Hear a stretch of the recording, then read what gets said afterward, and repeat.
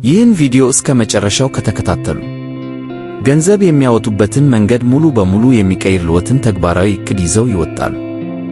1. የወጪ መዝገብ መያዝ። ገንዘቦ ወዴት እንደሚሄድ ካላወቁ እንዴት ማዘዝ እንደሚችሉ አያውቁም ማለት ነው። ይህ የመጀመሪያው እና ዋነኛው እርምጃ ነው። ለተከታታይ 1 ወር ሙሉ ሁሉንም ወጪዎትን ይጻፉ። ትልልቅ ወጪዎች ብቻ ሳይሆን ቡና፣ ታክሲ፣ ሲም ካርድ የሞሉትን እያንዳንዱን ሳንቲም። ምክንያቱም ይህ እርምጃ በማያስፈልገን ነገር ላይ ምን ያህል ገንዘብ እንደምናወጣ እንድንገነዘብ ይረዳናል። የሚያስደነግጥ ሊሆን ቢችልም ወደ ለውጥ የሚያመጣው የመጀመሪያ እውነት ነው። 2. የገንዘብ ዕቅድ ማውጣት። አሁን ወጪያችንን ስለምናውቅ የገንዘብ ዕቅድ ወይም በጀት ማውጣት እንችላለን። ከብዙ የገንዘብ ዕቅድ ዘዴዎች መካከል ሁለቱን ዋና ዋናዎቹን እንመልከት። ዘዴ 1 50-30-20። ይህ በጣም ተወዳጅና ቀላል ዘዴ ነው።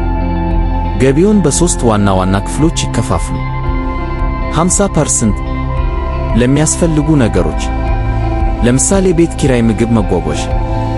30% ለምትፈልጓቸው ነገሮች፣ ለምሳሌ ወጣ ማለት አዲስ ልብስ፣ ፊልም ቤት። 20% ለቁጠባ እና ዕዳ መክፈያ። ይህ በጣም አስፈላጊው ክፍል ነው። ዘዴ 2 ዜሮ ቤዝድ በጀት። ለእያንዳንዱ ብርዎ ሥራ መስጠት ማለት ነው። ገቢው ሲቀነስ ወጪው ሲቀነስ ቁጠባው ዜሮ መምጣት አለበት። ይህ ማለት ሁሉም ገንዘብዎን ምን እንደሚሆን አስቀድመው ወስነዋል ማለት ነው።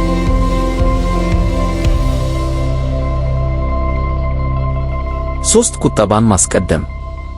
ብዙ ሰዎች የሚሳሳቱት ከወጣ በኋላ የቀረውን መቆጠብ ሲፈልጉ ነው።